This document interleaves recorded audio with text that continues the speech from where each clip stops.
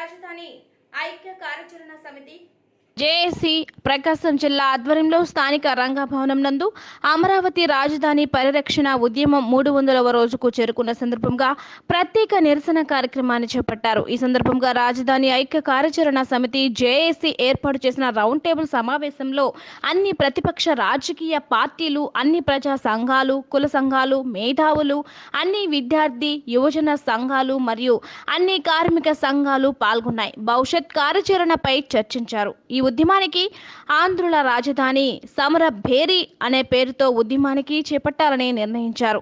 ఈ కార్యక్రమంలో టీడీపీ నాయకులు నూకసాని బాలాజీ, కామేపల్లి శ్రీనివాసరావు, కటారి నాగేశ్వరరావు, రావుల పద్మజ, పసుపులేటి సునీత, తేళ్లారున, కాట్రగడ్డ కుసుమకుమారి, కాంగ్రెస్ నాయకులు శ్రీపతి ప్రకాశం, సిపిఐ నాయకులు ఉప్పుటూరి ప్రకాశం, ఎస్టీ సర్దార్, జేఏసీ నాయకులు, రైతు సంఘ నాయకులు తదితరులు పాల్గొన్నారు. ఎల్లుండి ప్రదర్శన చేసాము. 50వ రోజు కార్యక్రమం చేసాము. ఈ దేశంలోనే ఎక్కడ జరగని విధంగా మహిళా రైతాంగం 300 రోజులు అవిశ్రాంతంగా ఈ అమరావతి పరిరక్షణ కోసం ఉద్యమం చేయడం, దీనికి ఈ రాష్ట్రంలో ఉన్న అన్ని ఒకే ఒక పార్టీ వైఎస్ఆర్ కాంగ్రెస్ పార్టీ కోరుకుంటున్నారు.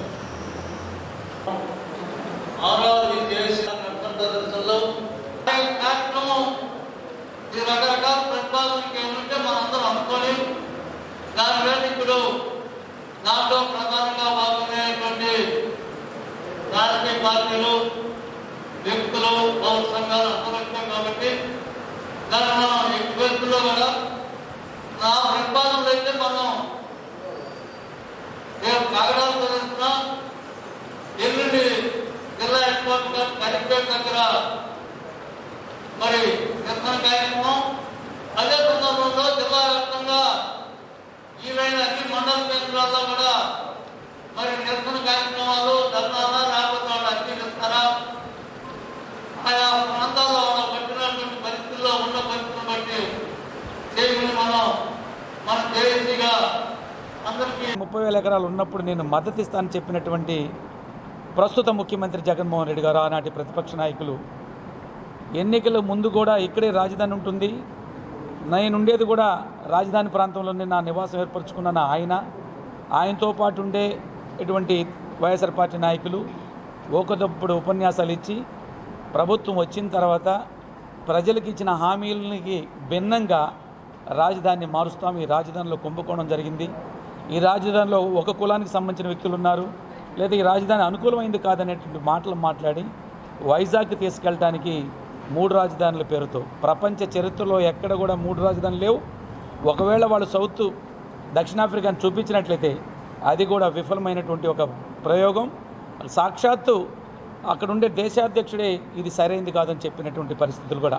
కానీ ఇవాళ అమరావతి రాజధాని ఏదైతే చెప్పబడి ఉందో, ఏదైతే గత ప్రభుత్వంలో ఏర్పాటు చేయబడిందో, సాక్షాత్తు భారత ప్రధానమంత్రి 3 అనే మట్టి నీళ్లు తీసుకొచ్చి ఇది మంచి రాజధాని చెప్పి ఒక ప్రాశస్త్యమైనటువంటి ఒక మంచి భావంతో ఉన్నటువంటి రాజధాని ఉందని చెప్పినటువంటి ప్రధానమంత్రి ఏర్పరిచిన రాజధానిని ఇవాళ వైఎస్ఆర్ కాంగ్రెస్ పార్టీ 3 రాజధానుల పేరుతో విభజిస్తున్నప్పుడు ఎవరైతే ఈ రాజధాని కోసం 30,000 ఎకరాలని రూపాయి కూడా తీసుకోకుండా ఆయా ఉచితంగా ప్రభుత్వానికి ఇచ్చారో వారందరూ మనసులు క్షోభపడి, మేమేదైతే భవిష్యత్తు తరాల అభివృద్ధి కోసం, భవిష్యత్తు తరాల అభివృద్ధిని దృష్టిలో పెట్టుకొని ఇచ్చామో ఇవాళ జగన్మోహన్ రెడ్డి గారు దుర్మార్గం చేస్తున్నది సరైంది కాదని రైతాంగం స్వచ్ఛందంగా రాజకీయ పార్టీలకి అతీతంగా ఇవాళ 300 రోజుకు రేపు 300 రోజుకు చేరుతుంది.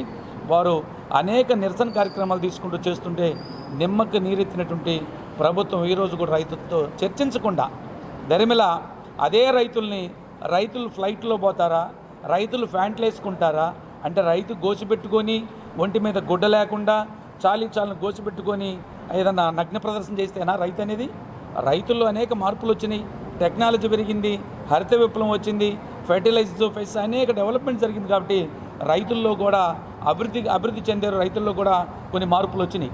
మరి అదే రైతులు తమ సమస్యల పరిష్కారం కోసం, ఈ రాజధాని రక్షణ కోసం ఢిల్లీకి వెళ్ళడానికి కాలినడకన పోతారా, లేకపోతే గుర్రబండిలో పోతారా? ట్రైన్ ఎక్కిపోవాలంటే 2-3 రోజులు పడుతుంది కాబట్టి నిన్న వచ్చిన కరోనా కారణంగా వాళ్ళు ఫ్లైట్లో పోవచ్చు. లేదా అక్కడుండే చలి వాతావరణ ప్రాంతానికి సూట్ వేసుకోవచ్చు, తప్పు కాదే. మనం ఇతర దేశాలకు పోయినప్పుడు ఏం చేస్తున్నాం, ఇక్కడ పంచి కట్టుకునేటువంటి పివి నరసింహరావు కూడా అక్కడికి పోయి సూట్ వేసుకుంటారు. దాన్ని కూడా తప్పుపట్టి రైతులు ఆహ్వానం చేసేటువంటి వైఎస్ఆర్ కాంగ్రెస్ పార్టీ ఏ కారణంతో మీరు వైజాగ్లో పోయి రాజధానులు ఏర్పరుస్తున్నారు? హైకోర్టులో కేసు ఉంది, ఆ హైకోర్టులో కేసు స్టే ఉండే కూడా లేకపోతే దాన్ని మీరు పట్టించుకోకుండా కనీసం ఖాతరు చేయకుండా, ఎందుకంటే మీరు ఎలాగో ఖాతరు చేయరు, ఎందుకంటే భారతదేశ చరిత్రలోని హైకోర్టుల మీద యుద్ధం చేస్తుంది, హైకోర్టుల గురించి విమర్శిస్తుంది, హైకోర్టులు కూడా మీ చెప్పు చేతుల్లో పెట్టుకోవాలని ప్రయత్నం చేస్తుంటే ఏకైక గవర్నమెంట్ వైఎస్ఆర్ కాంగ్రెస్ పార్టీ. మరి ఈరోజు రైతాంగం చేస్తున్నటువంటి, రైతులు చేస్తున్నటువంటి పోరాటం అమరావతిని రక్షించుకుందాం, ఆంధ్రప్రదేశ్ ప్రజల ఆశాజనకంగా ఉన్నటువంటి అమరావతిని కాపాడుకుందామని చేస్తున్నటువంటి ఉద్యమం ఏదైతుందో అది రేపు 12వ తేదీకి 300 రోజులకు చేరుతుంది.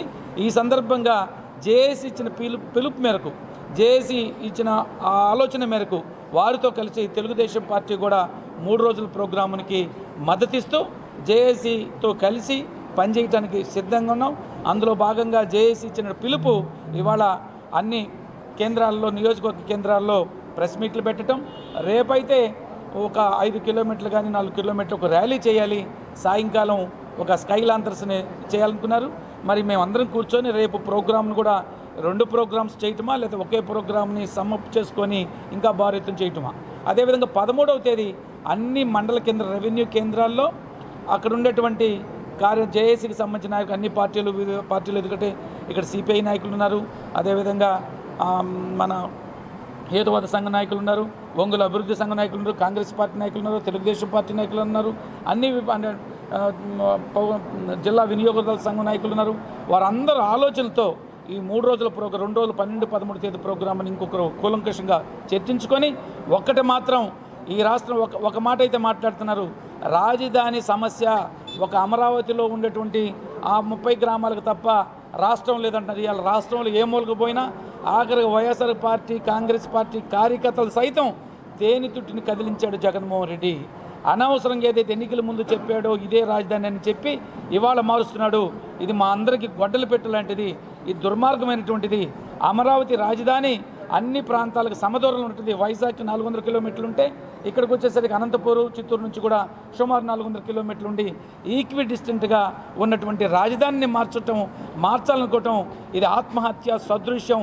ఇది వైఎస్ఆర్ కాంగ్రెస్ పార్టీకి గొడ్డలు పెట్టు లాంటిది.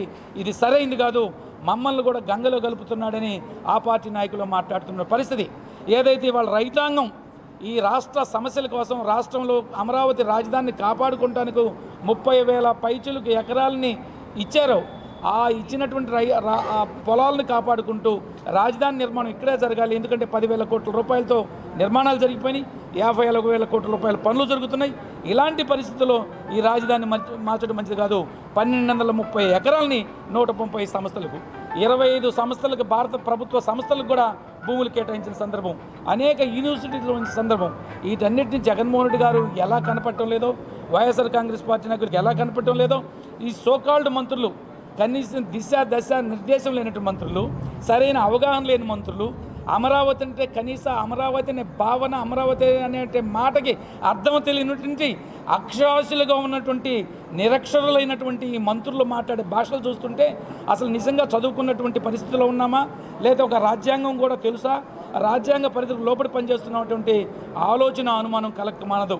కాబట్టి ఈరోజు అమరావతి పరిరక్షణ కోసం రైతులు చేస్తున్నటువంటి ఈ 300 రోజుల దీక్షకు మద్దతుగా జేఏసీ ఇచ్చిన పిలుపు మేరకు తెలుగుదేశం పార్టీ జరిగి రాజధాని లేని అనాథగా ఉన్న ఈ రాష్ట్రానికి మాజీ ముఖ్యమంత్రి నారా చంద్రబాబు నాయుడు గారు మధ్య ప్రాంతంలో ఈ రాష్ట్రానికి అటు 6 జిల్లాలకి ఇటు 6 జిల్లాలకి మధ్యలో కృష్ణానది ఒడ్డున కలకత్తా చెన్నై జాతీయ రహదారి, విజయవాడ హైదరాబాద్ జాతీయ రహదారి, విజయవాడ బందరు జాతీయ రహదారి, 3 జాతీయ రహదారుల మధ్యలో విజయవాడ రైల్వే జంక్షన్ డివిజన్, కృష్ణానది వాటరు, ఇన్ని వసతులతోటి ఒక చారిత్రక నగరమైన బుద్ధుడు నడయాడిన నేల, ఆచార్య నాగార్జునుడు నడిచిన నేలలో అమరలింగేశ్వరుడు చెంత ఒక చారిత్రక ప్రదేశంలో రాజధానిగా నిర్ణయించి అక్కడ రైతుల యొక్క చైతన్యంతో ఒక రూపాయి ఖర్చు లేకుండా 34,000 ఎకరాల భూమిని సేకరించి ఒక ప్రపంచం మెచ్చే రాజధాని నిర్మాణం జరుగుతూ ఉన్న క్రమంలో 10,000 కోట్లు పెట్టుబడి పెట్టి అనేక విద్యా సంస్థలు, కేంద్ర ప్రభుత్వ సంస్థలు ఎన్నో నిర్మాణం జరుగుతూ ఉన్న క్రమంలో ప్రభుత్వం మారగానే జగన్మోహన్ రెడ్డి గారు ఒక దుర్మార్గమైన ఆలోచనలతోటి ఈ రాష్ట్రాన్ని 3 ముక్కలు చేసే విధంగా రాజధానిని పూర్తిగా ఇక్కడ శాసన రాజధాని అంటే సంవత్సరంలో 10 రోజులు 20 రోజుల్లో జరిగే రాజధాని నుంచి విశాఖపట్నానికి తరలించడం అనేది ఈ రాష్ట్ర ప్రజలందరూ ఖండిస్తూ ఉన్నారు. ఎప్పుడు తెలుగు ప్రజలు ఒక మాట మీద ఉన్నారు. విశాఖపట్నానికి ఉక్కు ఫ్యాక్టరీ కావాలని చెప్పి ఈ రాష్ట్రంలోని తెలుగు ప్రజలందరూ కోరారు. విశాఖపట్నానికి రైల్వే జోన్ కావాలని చెప్పి ఈ రాష్ట్రంలో ఉన్న అన్ని ప్రాంతాల ప్రజలు కోరారు. ఒక సమభావంతో అన్ని ప్రాంతాలు అభివృద్ధి చెందాలని చెప్పి ఉన్న ప్రజల్లో చిచ్చుపెట్టే విధంగా, ప్రాంతాల మధ్య విద్వేషాలు రగిల్చే విధంగా ఈ విధమైన నిర్ణయాలు తీసుకుంటున్నాడు. అట్లాగే ఇది ముంపు ప్రాంతమని, ఇది ఒక కులం నివసించే ప్రాంతమని, ఇక్కడ ఇన్సైడర్ ట్రేడింగ్ జరిగిందని చెప్పి రకరకాల అభియోగాలతోటి, రకరకాల ప్రచారాలతోటి ఈ రాష్ట్ర ప్రజల మధ్య చిచ్చు పెడుతూ ఉన్నాడు. దీన్ని ఈ రాష్ట్రంలోని మేధావులు, ప్రజలు అందరూ కూడా గమనిస్తూ ఉన్నారు, చైతన్యవంతులయ్యారు, అందరూ కూడా తిరగబడతా ఉన్నారు. కోర్టులు కూడా ఇక్కడ జరుగుతున్న పరిణామాలన్నీ గమనిస్తూ ఉంది. ఇది సాగదు.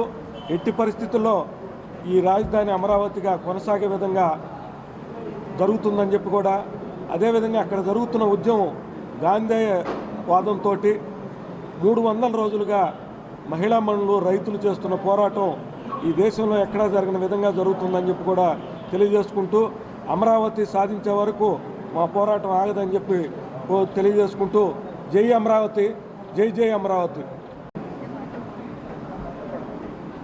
ఈరోజు జేఏసీ ఇచ్చిన పిలుపు మేరకు అన్ని రాజకీయ పార్టీలు అమరావతికి సంపూర్ణమైనటువంటి మద్దతు తెలియజేస్తూ, మరి ముఖ్యంగా కాంగ్రెస్ పార్టీ మరి రాష్ట్ర అధ్యక్షులైనటువంటి సాకే శైలజానాథ్ గారు కూడా ఈ విషయం మీద చాలా గట్టిగా మరి కాంగ్రెస్ పార్టీ సపోర్ట్ చేయాలని చెప్పినటువంటి ఆదేశాలు ఇచ్చున్నారు. ఈ రోజున ఏలూరులో కూడా ఇదే మీటింగ్ జరుగుతూ ఉంది.